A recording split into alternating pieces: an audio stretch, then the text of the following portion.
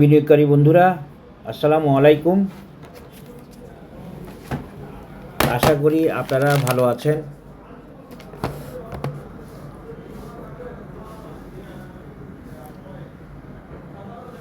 আজকে bank holiday,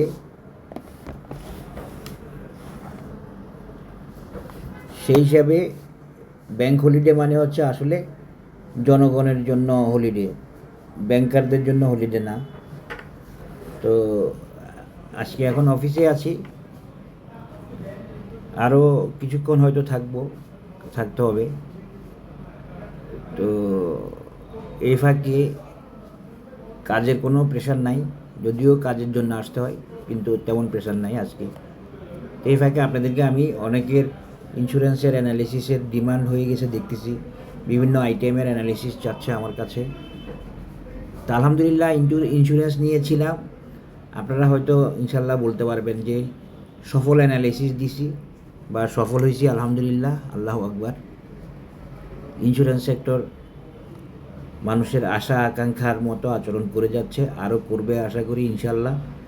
বিএনআইসিএল যেরকম করতেছে, বা সোনার বাংলা যেরকম করতেছে, বা প্রভাতী যেরকম করতেছে, বা রিলায়েন্স যেরকম করতেছে, সবাই করবে যার যার অংশ থেকে।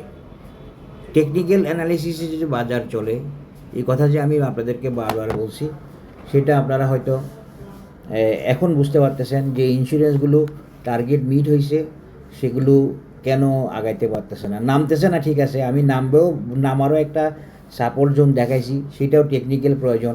এই যে নামতেছে না, এ না নামার জন্য সে উঠতে পারতেছে না, ব্যাপারটা এরকম হয়ে গেছে। বা এই না নামলে তার টার্গেট কারেকশান মিট হবে না। তো না নেমেও তার কারেকশান মিট করা যায়, কারেকশান কমপ্লিট করা যায়, সেটা টাইম কারেকশান এর মাধ্যমে। হ্যাঁ, আশা করি আপনারা বুঝতে পারছেন। টাইম কারেকশানের মাধ্যমে, টাইম কারেকশান এবং কনসলিডেশন। তো কনসলিডেশন জিনিসটা একটু ভিন্ন, এটা টাইম কারেকশানের মাধ্যমে বলতে হবে।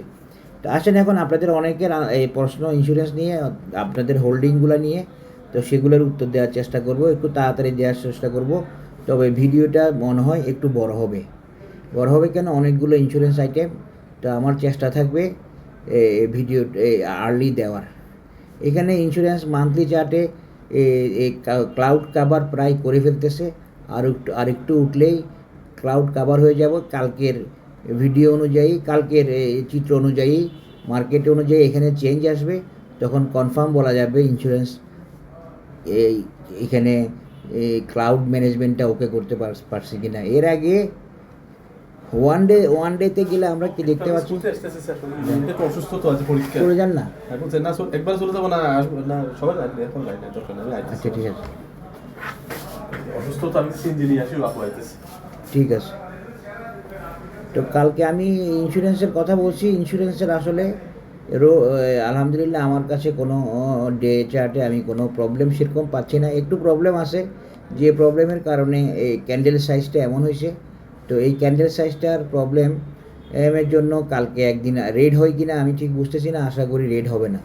আমরা যদি দিয়ে দেখি, ইমা দিয়ে দেখি, আশা করি রেড হবে না ইনশাল্লাহ। এলো ইন্স্যুরেন্স। এরপরে অগ্রণী ইন্স্যুরেন্সের অ্যানালিসিস দেওয়া আছে। আমি 2-3টা চার্ট দেখে বলবো আজকে, যাতে আপনারা সমাধান পান। একটা চার্ট বলবো না, 2-3 টাইম ফ্রেমের চার্ট দেখে বলার চেষ্টা করব। আশা করি আপনারা কিছুটা সমাধান পাবেন। হ্যাঁ, অগ্রণী ইন্স্যুরেন্স এর বর্তমান অবস্থাটা ভালো, তবে অগ্রণী ইন্স্যুরেন্স একটু দেরি করতেছে কেন, বা এই লেভেলে আসে কেন, বা অতটুকু উঠে নিচে নেমে গেছে না, সেটা কিন্তু টেকনিক্যাল কারণে এখনও তার এই জায়গাতে একটা কনসলিডেশন চলতেছে। এই জায়গাতে মান্থলি চার্টের, এটা মান্থলি চার্ট, হ্যাঁ সরি, এটা মান্থলি চার্ট, কিন্তু এখানে ওয়ান ডে দেখাচ্ছে।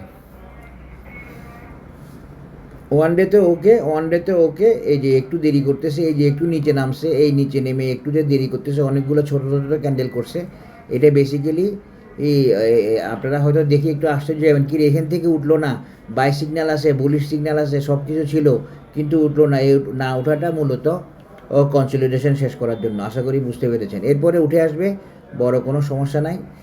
ইন্স্যুরেন্স সবগুলোই আলহামদুলিল্লাহ মানে আপনারা তো দেখতে পাচ্ছেন গ্র্যাজুয়ালি যার সময়ে যার কারেকশান শেষ করে যে বাড়তেছে। এখানে আলাদাভাবে কিছু বলার দরকার নেই, টার্গেট মিট করতেছে। যে 6-7টা টার্গেটে গেছে সবগুলো আলহামদুলিল্লাহ আমার টার্গেটকে ওকে করছে। আপনারা দেখছেন এরকম টার্গেট ওকে করা আমি একটা ভিডিও দিছি। এরপরে আসেন এশিয়া ইন্স্যুরেন্স।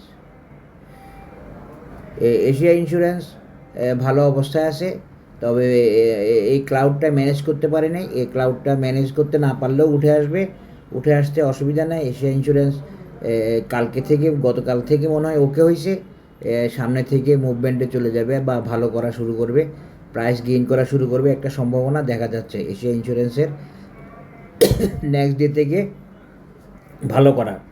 আপনারা জানেন কিছু কিছু ইন্স্যুরেন্স সম্পর্কে আমি বলছি ভালো করবে, উঠে আসবে, উঠে আসতেছে না। সেগুলো মূল কারণ হচ্ছে আসলে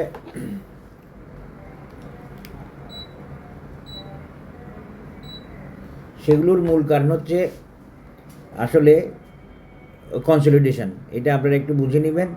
কনসলিডেশন শেষ না হলে উঠবে না। কনসলিডেশনের রশি পা বেঁধে রাখবে শেয়ারকে। তো এই কনসলিডেশন, টাইম কারেকশান, এগুলো বোঝাটা দরকার। এগুলো সবাই বুঝে না, এই জন্য ভুল ব্যাখ্যা করে বা এটা সেটা বলে বেড়ায়, এই প্রপারলি জাজমেন্ট করতে পারে না। এই যে এখানে দেখেন, এই খুব ভালো অবস্থা আছে এশিয়া ইন্স্যুরেন্স, বুলিশ অবস্থায় আছে, বাই সিগনালে আছে, আপিস গ্রিন ক্যান্ডেল আছে, এবং দেখেন এমএসিডিতে একদম জিরো লাইন বরাবর আছে। আগামীকাল হয়তো এশিয়া ইন্স্যুরেন্স বাই সিগন্যাল দিবে। এশিয়া প্যাসিফিকের প্রবলেমটা কোথায় একটু দেখার চেষ্টা করি। এশিয়া প্যাসিফিকটা আমি ভাবছিলাম যে দৌড় শুরু করে দিবে, দৌড় শুরু করার জন্য রেডি আছে এশিয়া প্যাসিফিক, কিন্তু অনেকগুলা টাইম নিল। বেসিক্যালি আসলে একই অবস্থা এই কনসলিডেশনের জন্য। কনসলিডেশন শেষ না হলে পরে উঠে আসতে পারে না, এই জন্য একটু সময় দিতে হয়। আপনারা দেখেন এই যে সেন্ট্রাল ইন্স্যুরেন্স অনেক আগে আশা করছিলাম যে উঠে আসবে। প্রগতি কনসলিডেশন শেষ না হয়ে উঠতে পারে নাই, ও দেরি করছে বিনা কারণে। আপনার মনে হবে যে আমি তো কোনো কারণ খুঁজে পাচ্ছি না ভাই, উঠতেছে না কেন। আসল কারণ হচ্ছে যে তার কনসলিডেশন শেষ হয় নাই। তো এইগুলো বুঝলে আপনি খুব ভালো কোয়ালিটির টেকনিক্যাল অ্যানালিসিস হয়ে যাবে। তো আমি আপনাদেরকে বলে রাখি, আমার বর্তমানে প্রায় আমার যে এক্সপেকটেশন ছিল তার চেয়ে বেশি আমার ফলোয়ার বা সাবস্ক্রাইবার যেটাই বলেন, ওনারা আগ্রহী হয়ে গেছে আমার কোর্স করার জন্য। অলরেডি আমার কোটা প্রায় ফুলফিল হওয়ার দিকে আলহামদুলিল্লাহ। তো যারা পরবর্তীতে করবেন তারা আমার সাথে 2 মাস পরে যোগাযোগ করবেন।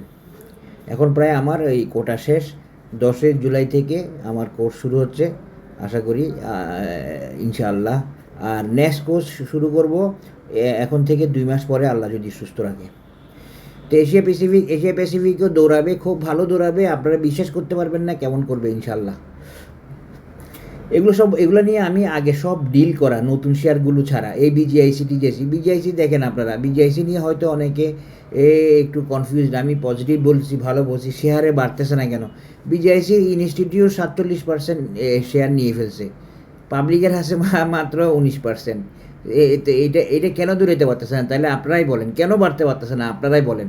আপনারা তো বলেন যে টেকনিক্যাল অ্যানালিসিস বলতে কিছু না, এই বাজার টেকনিক্যাল অ্যানালিসিসে চলে না, সব মামুদের ইচ্ছা। তো বিজিআইসি বাড়ে না কেন? মামুরা তো 47% শেয়ার কিনে ফেলছে।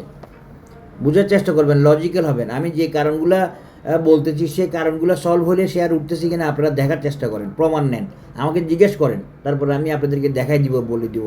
এই যে প্রগতি তো ঠিকই লাস্টে বলছে যে এখন তো উঠে আসছে, এখন সে কারেকশান হচ্ছে, কারেকশান তো হতেই হবে। কারেকশান ছাড়া কি প্রগতি 100 পার হবে?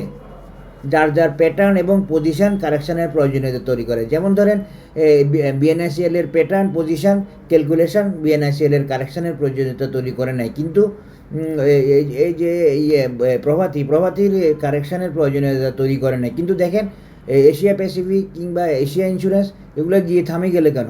ও ও ও ও আগাইছে এক পজিশন থেকে, আরেকজন আগাইছে আরেক পজিশন থেকে, ও আগাইছে এক প্যাটার্নে, ও আরেকজন আগাইছে আরেক প্যাটার্নে, ও আগাইছে এক ক্যালকুলেশনে, আরেকজন আগাইছে আরেক ক্যালকুলেশনে। সম্পূর্ণ টেকনিক্যাল, টোটালি 100% টেকনিক্যাল এই বাজার।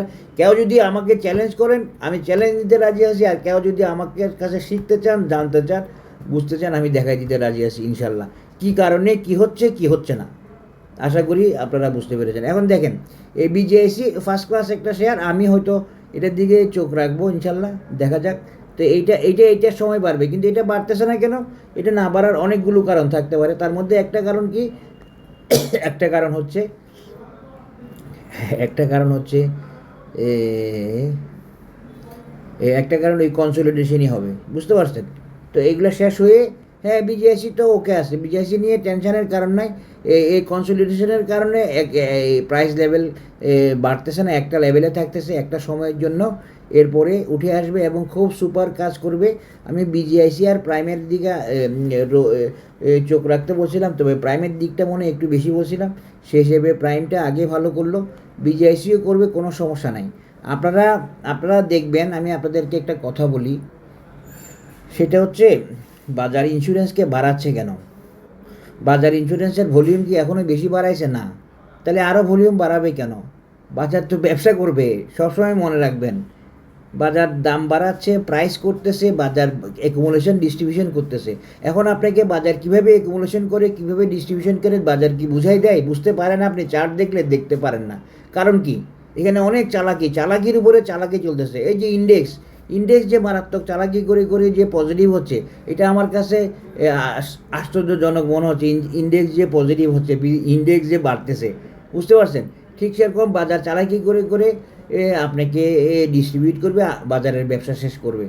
এই জন্য ইন্স্যুরেন্সকে বাড়াচ্ছে, এটা মনে রাখবেন। আপনাকে প্রফিট করানোর জন্য বাড়াচ্ছে না, এটা ওদের বিজনেস। তাহলে আপনি বুঝে যাবেন যে না, এটা তো আসলে লজিক্যাল বাড়তেছে। বিজনেস মানেই তো লজিক্যাল। বিজনেস লজিক ছাড়া বিজনেস হবে না, বিজনেস ছাড়া লজিক হবে না। লজিক্যাল, এই জন্য বিজনেস করতেছে, প্রাইস বাড়তেছে, বিজনেস করবে, প্রাইস বাড়বে। সাথে টেকনিক্যাল অ্যানালিসিসের রুলস রেগুলেশন, হিস্ট্রি রিপিট, তারপরে trend, moving average, momentum, volatility, সব কিছু মেনে বাজার ডিল করবে বা বাজার ট্রেড করবে, বাজার বিজনেস করবে। এই ফাঁকে যদি আপনি প্রফিট করে আপনি বের হইতে পারেন, আলহামদুলিল্লাহ। আমি ইন্স্যুরেন্সের সাথে আছি, আমার সাথে ইন্স্যুরেন্স হোল্ডাররা, ইন্স্যুরেন্স ফলোয়াররা আমার গ্রুপে আজ থেকে 3 বছর ধরে আছে, যারা আগে ধরা খাওয়া, ওদেরকে বলছি আপনারা বাজার আবার উঠবে, আপনাদের ইন্স্যুরেন্স কাভার হবে। তো এখন আস্তে আস্তে কাভার হচ্ছে। এশিয়া প্যাসিফিক, প্যারামাউন্ট, এরকম অনেক শেয়ারে অনেকে এখনও ধরা আছে বেশি দামে কিনা। বিএনআইসিএল, তারপরে এগুলো তো সব এশিয়া, তারপরে এশিয়া প্যাসিফিক, এগুলো তো সবাই বেশি দামে কিনা। তো ওই যে বাজার ব্যবসা করে শেয়ারটা ধরাই দিয়েছে, সেই ধরানোতে এখনও ওনারা রয়ে গেছে, এই আর কি। আচ্ছা, এখন বিএনআইসিএল এর অ্যানালিসিস চাচ্ছে অনেকে, বিএনআইসিএলটা দিই।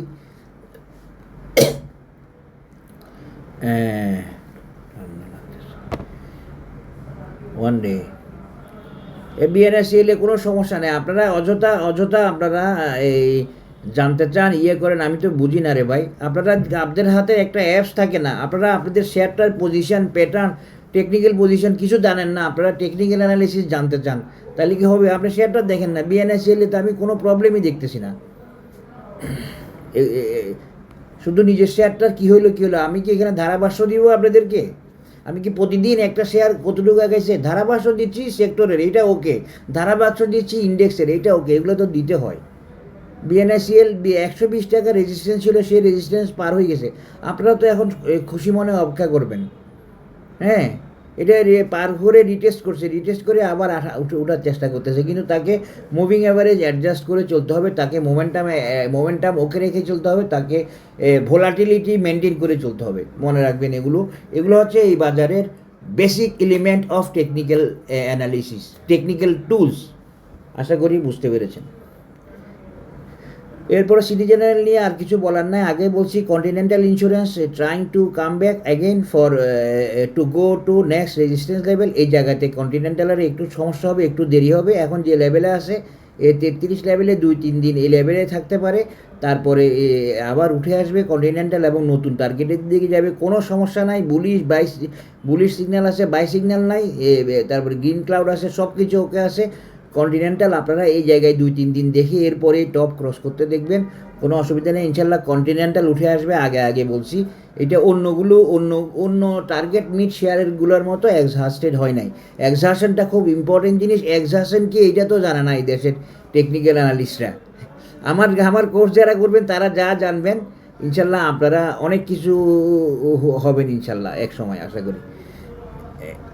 এরপরে হচ্ছে কন্টিনেন্টাল ইন্স্যুরেন্স, বললাম ক্রিস্টালের কথা আগেই বলা আছে। ক্রিস্টাল নিয়ে চান কেন ভাই? ক্রিস্টাল তো এখনও কারেকশান মিট করে নাই, বলছি যেতে পারবে না, যেতে পারতেছে না। কারণ কি, টেকনিক্যাল অ্যানালিসিস থেকে বলছি, আমার মন থেকে কোনো কথা বলি না, বলার সুযোগ নেই। হয়তো আমার কোনো ভুল হতে পারে, ভুল বলতে পারি, খেয়াল না করতে পারি, সেটা ভিন্ন কথা, সেটা আপনারা বুঝে নেবেন। সবসময় তো আর সব কিছু প্রপারলি দেখা হয় না, দেখা যায় না, গ্যাপ হয়ে যায়, মিস হয়ে যায়, দেখতে শুনতে খেয়াল করতে, এটা হইতে পারে। ঢাকা ইন্স্যুরেন্স আবার উঠবে, ঢাকাতে বড় সমস্যা নেই। তবে ঢাকাতে একটা সমস্যা আছে বড়, সেটা হচ্ছে ঢাকা এখনও, স্যার বাচ্চাকে স্কুলে হ্যাঁ জানগা, আল্লাহ হাফিজ, জানগা অঞ্চল।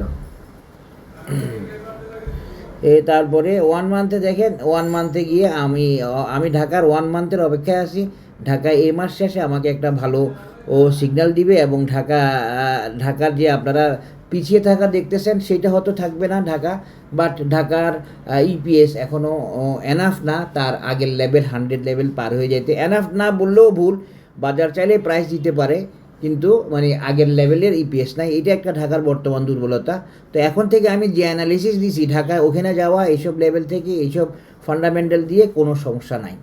ঢাকার জন্য আপনারা এই মাসটা অপেক্ষা করেন, ঢাকা আগের টপ ক্রস করে যাবে খুব ভালোভাবে এবং নতুন টার্গেটে যাবে, এখানে কোনো সমস্যা নাই। আর এখানে ইস্টার্ন ইন্স্যুরেন্স ওকে আছে, ইস্টার্ন ইন্স্যুরেন্স ওকে হবে। তবে আমি ইস্টার্ন ইন্স্যুরেন্স থেকে আরও ভালো পারফরমেন্স আশা করছিলাম। আমি কী কারণে ইস্টার্ন ইন্স্যুরেন্স থেকে এই পারফরমেন্সটা পাই নাই, আমি একটু দেখার চেষ্টা করি। কারণ এটা আসলে লো পেড শেয়ার, এটা ফান্ডামেন্টালি ভালো শেয়ার, অনেক লং টার্গেট শেয়ার। ইস্টার্ন ইন্স্যুরেন্সের মূল টার্গেট দেখলে আপনাদের মাথা নষ্ট হয়ে যাবে, এই টাইপের শেয়ার। ও আচ্ছা, ইস্টার্ন ইন্স্যুরেন্সও আসলে বেসিক্যালি একটু কনসলিডেশনে আসে এবং এখান থেকে বের হওয়ার চেষ্টায় আছে। বের হলে আপনারা ইস্টার্ন ইন্স্যুরেন্সকে কত পাবেন জানেন? 100+ পাবেন আশা করি। 100+ বলবো না, আমি আগে ইয়েটা বলি, 80 পেয়ে যাবেন ইনশাল্লাহ। 80 ইনশাল্লাহ পেয়ে যাচ্ছেন। এবং ইস্টার্ন ইন্স্যুরেন্সের ভালো দিক হলো, দেখেন টাইম নিছে কেন, দেখেন ইস্টার্ন ইন্স্যুরেন্স কনসলিডেশনে, এই কনসলিডেশনে থেকে ইস্টার্ন ইন্স্যুরেন্স এখানে তার ক্লাউডকে ওকে করছে। তো ইসল্যান্ড নিয়ে আগেও বলা আছে, আগেও বলছি, আপনারা এগুলো নিয়ে অপেক্ষা করেন, টেনশন করবেন না, বসেন না যাবেন, হ্যাঁ টেনশন করবেন না। আসলে এই মার্কেটটা হচ্ছে যারা ধৈর্যশীল তাদের জন্য। সুতরাং আপনারা হতাশ হবেন না, বা না ইস্টার্ন ওকে আছে, ইসল্যান্ড ইন্স্যুরেন্স এটা উঠে আসবে সামনে, কোনো অসুবিধা নাই আশা করি। টেকনিক্যালি ওকে এবং সাউন্ড আছে ইস্টার্ন। ইআইএল নিয়ে এরকম বলার কিছু না, ইআইএল নিয়ে যা বলার আগের ভিডিওতে বলছি, ফেডারেল নিয়েও বলছি। গ্লোবাল ইন্স্যুরেন্স নিয়ে একটু বলি। গ্লোবালে অনেকের প্রশ্ন বারবার, গ্লোবাল ইন্স্যুরেন্স কেমন করবে, কেমন করতেছে। গ্লোবাল দেখেন ইনস্টিটিউট বাড়তেছে, গ্লোবাল সব কিছু ওকে আছে। তা আপনারা কি চান গ্লোবাল একদিনে 1 লাফে 40, 45, 50, 100 যাবে? হ্যাঁ, আল্লাহ হাফেজ। হ্যাঁ, আশা করি বুঝতে পারেন এই গ্লোবালের সব কিছু ওকে আছে, এমএসিডি ওকে, সব কিছু ওকে, বুলিশ অবস্থা আছে, বাই সিগন্যাল দিতে যাচ্ছে। Ultimately it is in a very good position technically গ্লোবালে। আপনারা দেখেন গ্লোবালের একটা ভালো দিক দেখেন, গ্লোবালের আমি তো আশ্চর্য হয়ে গেছি, গ্লোবাল ইন্স্যুরেন্স 77 পয়সা ইপিএস দিছে, এখন গ্লোবালের ইনকাম প্রায় 3 টাকা। এটা তো আমার কাছে সারপ্রাইজিং মনে হইতেছে। হ্যাঁ, তো কেন দিছে না দিছে আপনারা বুঝে নেন, এই আর কি। তারপর গ্রিন ডেল্টা সম্পর্কে বলা আছে, গ্রিন ডেল্টাতে কোনো সমস্যা নাই, গ্রিন ডেল্টা ভালো করবে, ভালো করতেছে। টেকনিক্যাল কারণে এই জায়গাটাতে একটু স্লো। এটা কি মান্থলি চার্ট না ডেইলি চার্ট? হ্যাঁ, টেকনিক্যাল কারণে এই জায়গাটাতে একটু স্লো, আপনারা একটু হতাশ হচ্ছেন, এটা একটা নেসেসারি। আল্লাহ হাফেজ, জানগা। হ্যাঁ, আপনি জানগা, আল্লাহ হাফেজ। দেরি করে থাকতে, আচ্ছা যান, মাস করে যান, তাহলে তো ভালো।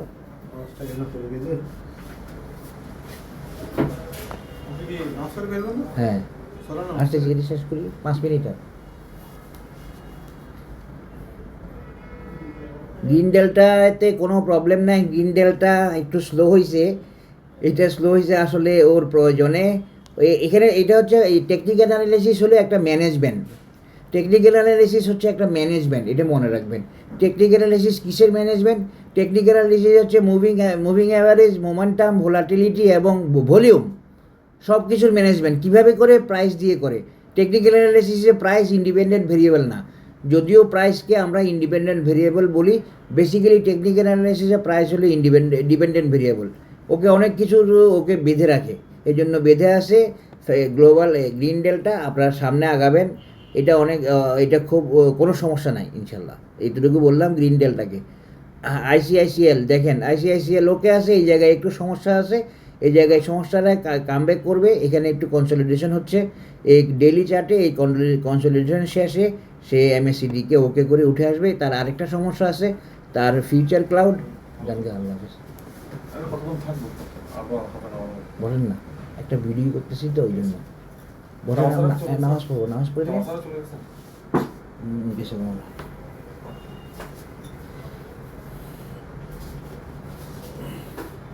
তো এই কনসলিডেশন শেষ করে তার ফিউচার ক্লাউডটাও একটু ওকে নাই এখন, সব মিলিয়ে একটু দেরি করতেছে, একটু কনসলিডেশন করতেছে।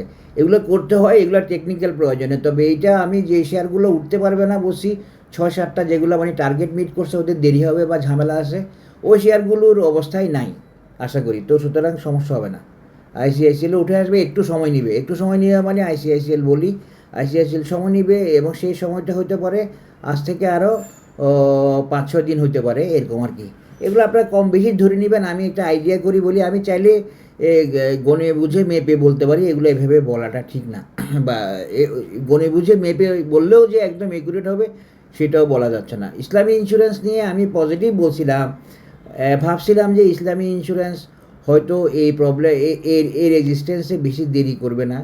আবার একবার বলছিলাম যে ইসলামী ইন্স্যুরেন্স মনে হয় দেরি করবে, এখনও ওকে হয় নাই। তো আমি একটু দেখি আসলে, একবার আমার কাছে মনে হয়েছে দেরি করবে না, অনেকটুকু ওকে আসে না, দেরি করবে মনে হচ্ছে। তারপরে আরেকবার মনে হচ্ছে দেরি করবে না। তো এখন ও আরেকটু চেষ্টা করতেছে অ্যাডজাস্টেড হতে। তা ইসলামী ইন্স্যুরেন্স উঠতে পারবে না এখন বলতে চাচ্ছি না, উঠতে চাইলে উঠতে পারে, নাও পারে, এটা হলো কথা। হ্যালো হ্যালো, ওয়ালাইকুম সালাম। আছি আছি, ভালো আছেন? আলহামদুলিল্লাহ। জি। ওই আজকে খাওয়া দাওয়া করছেন আজকে খানা পিনা? না, এখনো হয়নি। আচ্ছা, অ্যারেঞ্জমেন্ট হয়েছে তো আশা করি ইনশাআল্লাহ। না না, হয়নি, কিছু করি নাই আমাদের আমরা কিছু করি নাই, না আমরা কিছু করি নাই। রুজি ভাই, একটা জিনিস, একটা বিষয় নিয়ে আসলে ফোন করছিলাম। জি বলেন তাড়াতাড়ি। সেটা হচ্ছে ওই যে পিপিডি কি আপনাদের নেগেটিভ হয়েছে? না, আমাদের নেগেটিভ হয় নাই। আমাদের এখানে পিপিডি নেগেটিভ শো করেছে, তো আমরা সেই জন্য মানে যে এই মাসের পিপিডিটা নেগেটিভ শো করতেছে, সেই জন্য আমরা কাউকে হেড অফিসে কাউকে পাচ্ছি না। আপনাদের পজিশনটা জানতে চাচ্ছিলাম আর কি। না, আমাদের পজিটিভ। ও আচ্ছা আচ্ছা আচ্ছা আচ্ছা। পিপিডি নেগেটিভ বলতে আপনাদের গত মাসের চেয়ে এই মাসে পিপিডি নেগেটিভ আর কি, কারণ গত মাসে আপনাদের কম ছিল, গত মাসের আপনাদের ডিপোজিট বেশি ছিল, এই মাসে ডিপোজিট কমছে, এই জন্য পিপিডি কম দিতে হয়েছে, এই জন্য গত মাসের চেয়ে এই মাসে নেগেটিভ হইতে পারে, এটা তো হইতে পারে পিপিডি। ওইটা হইতে পারে, কিন্তু পিপিডিটা এইভাবে নেগেটিভ হইলো কেন আমরা সেটা চিন্তা না না, এই মাসে গতবার চেয়ে কমছে আর কি, আপনার ডিপোজিট উঠে গেছে না। হ্যাঁ হ্যাঁ, আমাদের এখানে 1,24,00,000 টাকা পিপিডি নেগেটিভ। হ্যাঁ, আপনার গত বছর ডিপোজিট কত ছিল গত মাসে? গত মাসে ডিপোজিট তো 507, এখন কত? আর এখন হচ্ছে 462। তো ওই জন্যই আর কি পিপিডি কমছে আর কি, পিপিডি আপনি কম দিয়েছেন আর কি এই মাসে। পিপিডি না টোটালি পিপিডি হয়ই নাই, পিপিডি ইনকাম করে নাই। ও তাহলে আপনি আইডি সমস্যা ঠিক করান। এইজন্যই বলতে যে আমাদের পিপিডি ইনকাম তো বাড়ছে, 3 কোটির মতো বাড়ছে, কথা বলছেন? ঠিক আছে বদ্দা। জি জি জি জি জি, জি, আসসালাম। থ্যাংক ইউ, সালাম। তো আমি ইসলামীর ব্যাপারে এখন পজিটিভ মোটামুটি। ইসলামী হয়তো কারেকশন শেষ করে ফেলছে এবং ফিউচার ক্লাউডকে ওকে করে ফেলছে, মান্থলিতে ইসলামীর ব্যাপারে পজিটিভ হয়ে যেতে পারে আমার কাছে মনে হয়েছে, কিন্তু আমি নিতে পারলাম না, দামটা বেশি হয়ে গেছিলো, এই জন্য আর কি। খুব সুপারভাবে বাড়ছে, তবুও একটু জায়গায় 2-1 জায়গায় আমার একটু কনফিউশন আছে ইসলামী নিয়ে, এই জন্য আমি ইসলামী নিয়ে আপাতত নিউট্রাল থাকলাম। ভালো খারাপ কিছু বলবো না, তবে আমার আগেও ইসলামীকে দ্রুত কারেকশান শেষ করে ফেলার মতো মনে হয়েছে, এবং গতকাল সেটা ইসলামী প্রমাণ করছে। আশা করি আপনারা বুঝতে পারছেন, এর বেশি আর কিছু বলতে চাচ্ছি না। উঠে যাওয়ার সম্ভাবনাও আছে, আবার আরেকটু উঠে তারপরে নেমে যেতে পারে, এরকমও হতে পারে। মানে নতুন টার্গেটের জন্য এখনই উঠে আসতে পারবে, এটা ইসলামের জন্য কঠিন আছে, যে কঠিনটা হয়তো বিএনআইসিএলের জন্য ছিল না। আশা করি বুঝতে পেরেছেন। জনতা ইন্স্যুরেন্স, জনতা এখনও কারেকশান মিট হয়নি। আমি যেই শেয়ারগুলো ও টার্গেট মিট করে ওয়েট করতেছে সেগুলো আমি এখন বলবো না, সেগুলো আমি আরেকটা ভিডিও দিব আপনাদেরকে। যারা ওই শেয়ারগুলোতে ওয়েট করতেছেন সেগুলোর ভিডিও কয়েকদিন আগে আমি একটা দিছি, সেই হিসাবে আপনারা সেটা দেখছেন এবং আশা করি আপনারা ধারণা পাইছেন। এটাও ঠিক আছে, কর্ণফুলি মেপে যাচ্ছে, fully measurement base, 100% 100% technical analysis, technical base এই বাজার। যারা বুঝেন না তারা আমার কাছে আসবেন, আমি আপনাদের যে কোনো ধরনের প্রশ্নের উত্তর দিব ইনশাল্লাহ। কর্ণফুলি ওকে আছে। ম্যাগনা, এই ম্যাগনা শেয়ারটা অনেককে ভোগাচ্ছে, আমার অ্যানালিসিসকেও রীতিমতো মানে প্রশ্নবিদ্ধ করে ফেলতেছে, এরকম একটা অবস্থায় আছে ম্যাগনাকে নিয়ে। ম্যাগনা আসলে আপনাদেরকে আমি একটু দেখাই ম্যাগনার প্রবলেমটা। ম্যাগনা উঠে আসবে এবং ম্যাগনা অনেকটা ওকে হয়ে আসছে। হ্যাঁ, আমি ম্যাগনার দিকে চোখ রাখছি এখন, আবার আগে রাখছিলাম, পরে দেখি যে না, দেরি করবে। আপনাদের সাথে শেয়ার করলাম এই ম্যাগনার দিকে। আপনারা এখন একটু ধৈর্য ধরে অপেক্ষা করেন, ম্যাগনার আমি প্রবলেমটা আপনাদেরকে একটু বলার চেষ্টা করি, তাহলে আপনারা হয়তো মনটা আপনাদের শান্ত হবে। কারণ আমি ম্যাগনা উঠবে করতেছি, ম্যাগনার চেয়ে খারাপ পজিশনে থাকা শেয়ার উঠে আসতেছে। দেখেন, এই ম্যাগনার মূল সমস্যা হচ্ছে ম্যাগনার মান্থলি চার্টে এমএসিডির অবস্থাটা। এটা আমি 2-1 বলছি, আপনাদেরকে দেখাই দিই নাই, বাট এই খারাপ অবস্থাটা ওভারকাম হয়ে যাচ্ছে, আর বেশি সময় নেবে না। কারণ এই মাসে এমএসিডি আরও ক্লোজার হবে। ম্যাগনার এমএসিডি দেখেন, ইন্স্যুরেন্সের এমএসিডি 0 লাইন ক্রস করে ভিতরে ঢুকে গেছে অনেক আগে, কিন্তু ম্যাগনার ঢুকতে পারতেছে না, ম্যাগনার সময় লাগতেছে। এই সময় লাগার জন্য ম্যাগনা তার মুভমেন্টকে বুলিশ করতে পারতেছে না, এই এমএসিডি প্রবলেম। এছাড়া ম্যাগনার এখানে এখনও কনসলিডেশন চলতেছে। এই কনসলিডেশনের কথা আগে বলছি আমি, এবং ম্যাগনা এই মাসে ঠিক হয়ে যাবে ইনশাল্লাহ আশা করি।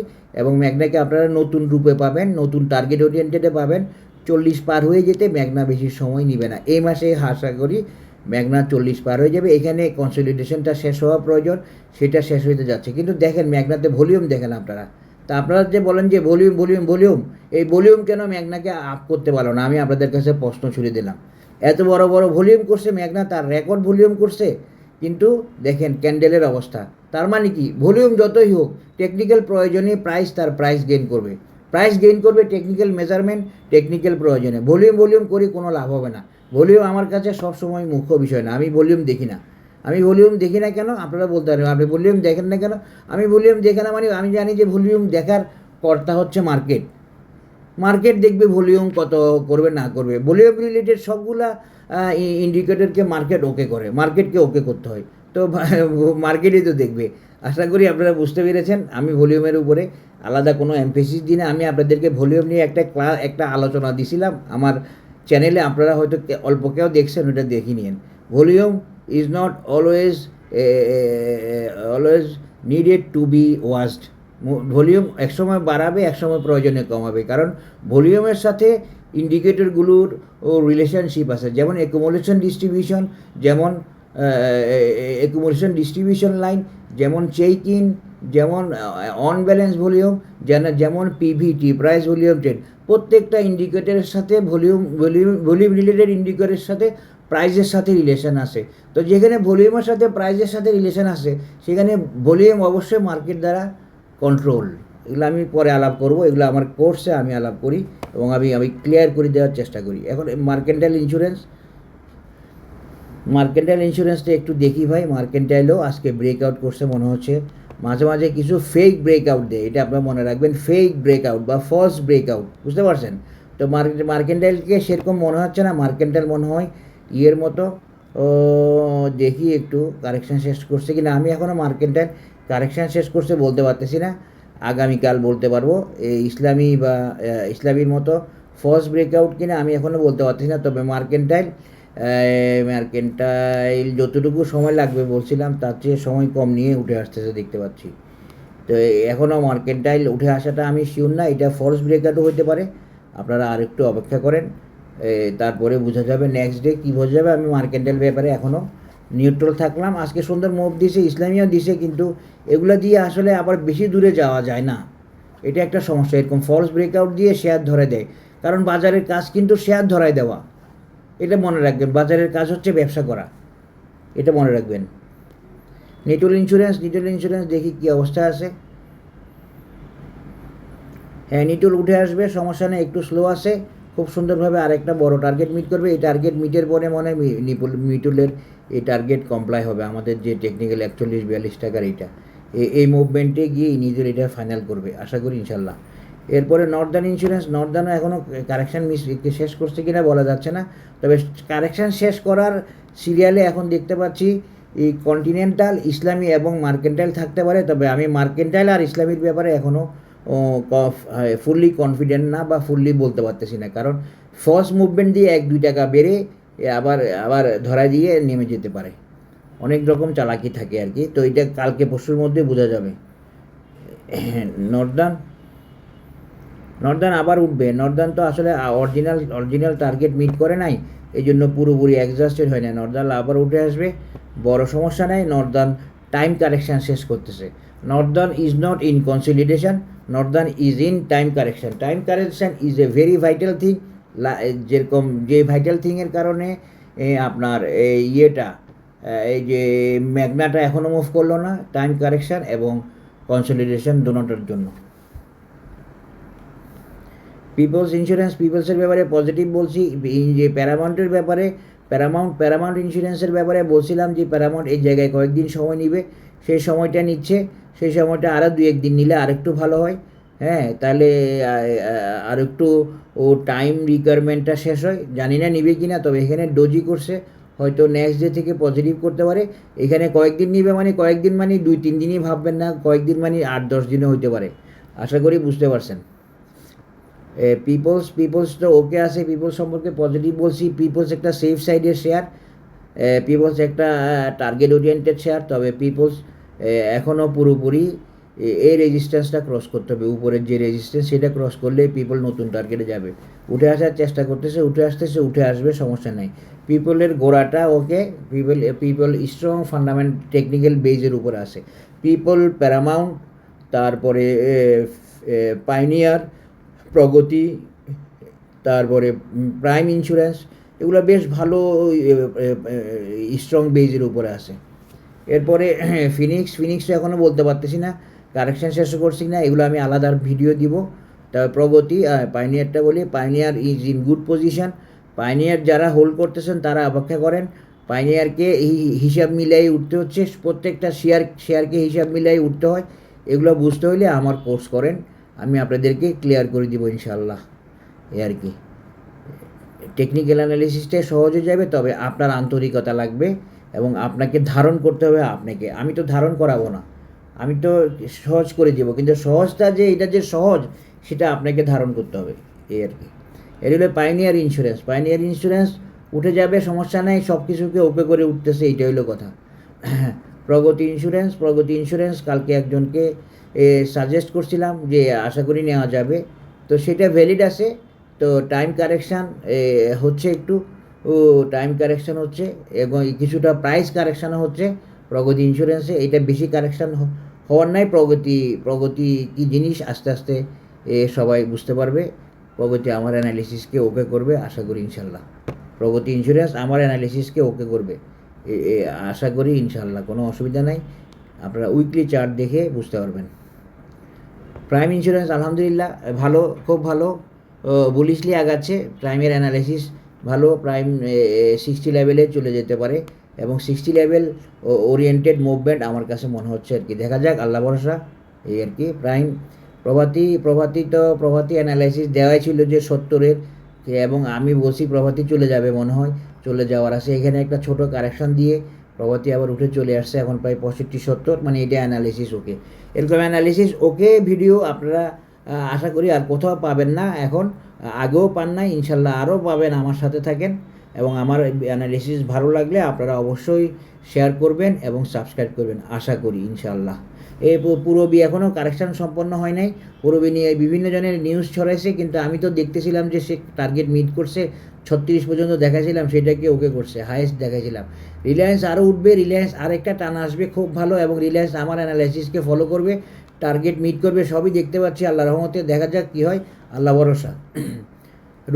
রিপাবলিকও ওকে, যে রিপাবলিক একটু একটা জায়গায় দুর্বল আছে, এই জন্য রিপাবলিককে আপনারা আসলে আসল ফর্মে এখনও দেখেন নাই। হ্যাঁ, আপনারা আসল ফর্মে দেখবেন রিপাবলিককে, যখন 50 পার হয়ে যাবে তখন বা 45 পার হয়ে যাবে তখন। এখন আর ডিটেলস বলতে যাচ্ছি না। রিপাবলিকের অ্যানালিসিসের কারণে স্লো। আপনারা আমাকে বলেন, বাজার যদি অ্যানালিসিসে না চলে, রিপাবলিক 35 আর ইয়ে কেমনে 55 হয়, ইসলামী কীভাবে 55 হয়, ইসলামী না ধরলাম, এই যে প্রভাতী কীভাবে 55 হয়, এটা হলো টেকনিক্যাল অ্যানালিসিস বেস। যার অ্যানালিসিস যেভাবে সাপোর্ট দিচ্ছে সে সেভাবে আগাচ্ছে, একদম অঙ্কে অঙ্কে মিলে যাবে, কথায় কথায় মিলে যাবে, যোগ বিয়োগ গুণভাগে মিলে যাবে। রিপাবলিক এই জায়গাতে একটু সময় নিতে হচ্ছে, এই জায়গার কনসলিডেশনের কারণে রিপাবলিক এখনও ফুললি ওকে হয় না। রিপাবলিকের টার্গেট মিনিমাম 58 বা আরও বেশি। আমি একটু দেখাই দিই আপনাদেরকে, রিপাবলিক ভালো করবে, রিপাবলিক অনেক ভালো করা শেয়ার অতীতে। 58 তো তার শর্ট টার্ম টার্গেট, এরপরে টার্গেট অনেক আছে। এই যে দেখেন রিপাবলিক কত ছিল, এটা শর্ট টার্ম টার্গেট দেখছেন, 60 লেভেলে ছিল রিপাবলিক। যাই হোক, আর ডিটেলস বলতে চাচ্ছি না। রিপাবলিক কিন্তু ধৈর্য ধরতে হবে। আপনি আরেকটা শেয়ার বাড়াবেলে আপনি কেন লাফাবেন? আপনি কোনো আপনার আরেকটা কোন শেয়ার বাড়ে না বাড়ে সেটা তো আপনার দেখার বিষয় না। আপনার দেখার বিষয় ওই শেয়ারটা কি আপনার, আরেকটা শেয়ার যে বাড়তেছে আপনি যে দেখতেছেন ওইটা কি আপনার, ওটা দেখে কি আপনার কোনো লাভ আছে? কোনো কাজে আসে? কোনো কাজে নাই, কোনো লাভও নাই। তাহলে কি? তাহলে হচ্ছে যে আপনি ধৈর্য হারা হচ্ছেন, আপনি পরশ্রী কাতর হয়ে যাচ্ছেন। আপনি আরেকটা বাড়তেছে, আপনারটা তো বাড়তেছে না, তা আপনি পরশ্রী কাতর কেন হবেন? আপনারটা যখন বাড়বে তখন তো ওইটা বাড়বে না। এখন বাড়তেছে জনতা, এখন বাড়তেছে এই কন্টিনেন্টাল, বা এখন বাড়তেছে ফিনিক্স, তো এখন তো প্রাইম বাড়তেছে, এখন তো প্রভাতী বাড়তেছে। এগুলো বোঝার চেষ্টা করবেন। এই বাজারটা সম্পূর্ণ লজিক্যাল, সম্পূর্ণ ম্যাথমেটিক্যাল, সম্পূর্ণ মুভিং অ্যাভারেজ বেস একটা বাজার। রূপালী ইন্স্যুরেন্স উঠে আসবে, অসুবিধা নাই। রূপালী আর একটু সময় নিচ্ছে, এগুলো বড় কোনো প্রবলেম না, এগুলো উঠে আসবে রূপালী। তারপরে SICL এই শেয়ারটারে আমি অনেক বাধা পাচ্ছি, এমনি অলরেডি সেল সিগন্যাল চলে আসছে। আমি এখনও বলতে পারতেছি না এ আবার উঠতে পারবে কি না। এখনই শিকদারে অলরেডি সেল সিগন্যাল চলে আসছে আর কি ডে চার্টে। তো এই সিগন্যাল চলে আসাটাই বিষয় না, বড় কথা না। এরপর সেল সিগন্যাল আসতেই পারে, আবার বাই সিগন্যাল হয়ে যাবে, সেটা বড় কথা না। কিন্তু ও এখানে ভালো মানের একটা ডিস্ট্রিবিউশন করতেছে, তারপরে হয়তো নামবে। আর নাইলে ও অ্যাকুমুলেশন ডিস্ট্রিবিউশন করে উঠছে, এখানে সে ও ডিস্ট্রিবিউশন করে উঠছে, এখানে অ্যাকুমুলেশন করতেছে, সে অ্যাকুমুলেশন করে উঠছে, এখানে ডিস্ট্রিবিউশন করতেছে, দুইটার একটা। আবার উঠাটা ঠিক আছে, তবে এখন যদি সে ডিস্ট্রিবিউশন করে তাহলে নেমে যাওয়ার সম্ভাবনা, আর এখন যদি সে অ্যাকুমুলেশন করে তাহলে আরও উপরে ওঠার সম্ভাবনা। আশা করি বুঝতে পারছেন। না বুঝলে কিছু করার নাই, কিছু বলার নাই, সবাইকে বুঝতে হবে এমনও না। SIPLC সেনা ইন্স্যুরেন্স লিমিটেড, সেনা ইন্স্যুরেন্স লিমিটেডের সম্পর্কে সব বলা ছিল, 120 পর্যন্ত বলছি, এরপরেও যাইতে পারে। তাহলে আমি নতুন অ্যানালাইসিস দিব এটাকে নিয়ে, সেনা ইন্স্যুরেন্স সম্পর্কে। 120 মনে হয় বলছিলাম নেক্সট অ্যানালিসিসে। সোনার বাংলা ইন্স্যুরেন্স এখনও এগুলো করবে, এখনও আমি মনে করি কারেকশান শেষ হয় নাই। কারেকশান শেষ হলে পরে সোনার বাংলাতে আপনারা পুনরায় এন্ট্রি দিতে পারবেন, এবং সোনার বাংলা আবারও আরেকটা ভালো টার্গেট ওরিয়েন্টেড হবে। আপনারা বুঝতে পারতেছেন না বাজার ইন্স্যুরেন্সের সাথে আসে যে, যারা বুঝতে পারতেছেন তারা আমার আজকের ভিডিওতে কমেন্ট করবেন যে বাজার ইন্স্যুরেন্সে আছে কি নাই, কমেন্ট করবেন, তাহলে আমি বুঝে নিব যে হ্যাঁ বাজার ইন্স্যুরেন্সে আছে, আপনারা সেটা বুঝতে পারছেন। স্ট্যান্ডার্ড ইন্স্যুরেন্স ওকে, স্ট্যান্ডার্ড ইন্স্যুরেন্স যাবে, আরও যাবে। সব ম্যানেজমেন্ট, সব হচ্ছে ম্যানেজমেন্ট। টেকনিক্যাল অ্যানালাইসিস মানে হচ্ছে ম্যানেজমেন্ট, ডেলি বাজার ম্যানেজ করে আগায়, ডেলি বাজার ওকে করে যায়। আপনি সকালবেলা দেখলেন হলটেড, বিকালবেলা দেখেন যে রেড ক্যান্ডেল করে আসছে, কেন করছে? আপনি যে ডিমান্ড সাপ্লাই শিখছেন, বাই প্রেশার সেল প্রেশার শিখছেন, যেগুলো কই গেল? সকালে বাই প্রেশার ডিমান্ড, আর বিকালে সাপ্লাই। সকালে বাই প্রেশারে হলটেড, আর বিকালে বাই প্রেশারে সেল প্রেশারে বামে হোল্ডেড। এগুলো সব টেকনিক্যাল বেসড, এগুলো সব মেজারমেন্ট বেসড। টাকাফুল আলহামদুলিল্লাহ বুম টাকাফুল এগিয়ে যাবে আরও। টাকাফুলের অ্যানালিসিস দিয়ে আছে 58 থেকে 60 মিনিমাম টার্গেট, এরপরে হয়তো কারেকশান হবে, তারপরে টাকাফুল আবার পরে যাবে। টাকাফুল অনেক বড় টার্গেটের শেয়ার। আমি 81 টাকায় সেল করেছিলাম অতীতে, আমার অ্যানালিসিসটা ওকে হয়েছিল টাকাফুলের, আজ থেকে 4 বছর আগে। ইউনিয়ন ইন্স্যুরেন্স ইউনিয়ন ইন্স্যুরেন্সটা বেশি কোনো সমস্যা নাই। ইউনিয়ন সম্পর্কে যারা জানতে চাচ্ছেন আমি একটু দেখি।